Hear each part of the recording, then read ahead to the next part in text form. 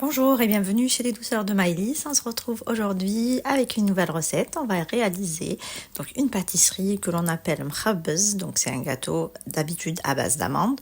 Et là, cette fois-ci, je l'ai fait avec de la noix de coco. On passe tout de suite à la préparation de notre pâte.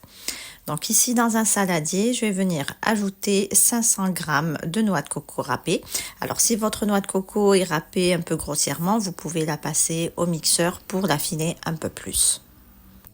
Je viens ajouter ici 250 g de sucre. J'ajoute également le zeste d'un citron. Et on mélange tous les ingrédients secs ensemble. Ensuite, on va venir ajouter, donc ici je vais ajouter 2 œufs. Je vais commencer à mélanger ma pâte et puis je rajouterai progressivement les œufs un par un jusqu'à obtention d'une pâte qui se tient, avec laquelle on peut former une boule sans que celle-ci ne casse. Alors en tout, moi j'ai dû ajouter 6 œufs.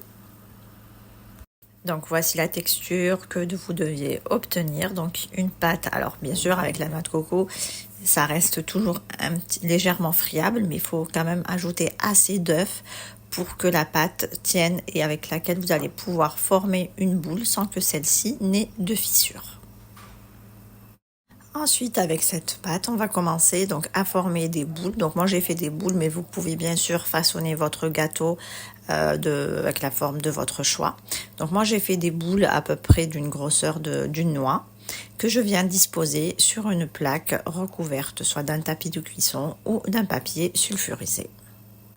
Ensuite, je vais enfourner mes gâteaux dans un four préchauffé à 170 degrés pour une durée entre 10 et 15 minutes. Il faudra surveiller vos gâteaux, il faudrait que vos gâteaux sèchent mais gardent leur couleur blanche. On passe maintenant à la préparation de notre glaçage. Donc ici, j'ai une petite mesure de lait. Je rajoute exactement la même de fleurs d'oranger. Et avec la même mesure, j'ajoute aussi une mesure d'huile et le jus d'un demi-citron. Donc là, ma mesure fait 40 ml. Donc vous rajoutez vraiment très peu de liquide. Et c'est en ajoutant votre sucre glace que vous allez avoir une grosse quantité de glaçage. Du moins, la quantité que j'ai réalisée m'a fait glacer tous mes gâteaux. J'avais à peu près 50 gâteaux, 50 pièces à peu près. Et donc ça m'a glacé tous mes gâteaux et il m'en restait encore un petit peu. Et là, petit à petit, je viens donc ajouter du sucre glace. Donc vous l'ajoutez toujours en mélangeant au fouet pour enlever tous les petits grumeaux qui restent. Et on mélange jusqu'à avoir la bonne consistance. Donc vous pouvez faire un test sur un gâteau et voir du coup si le glaçage tient bien.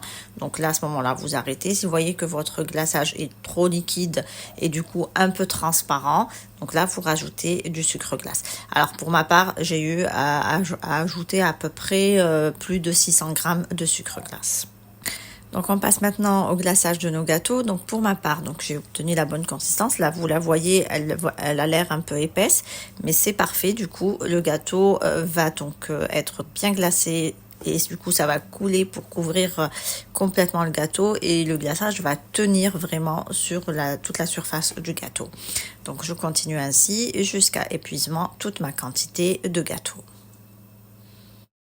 Et voici donc le résultat final de mes pâtisseries. Donc une fois que mon glaçage était bien sec, donc le lendemain, j'ai juste passé un petit peu de nacré dessus pour faire briller mes gâteaux et ajouter un petit bonbon et placer donc mes gâteaux dans des caissettes comme voici.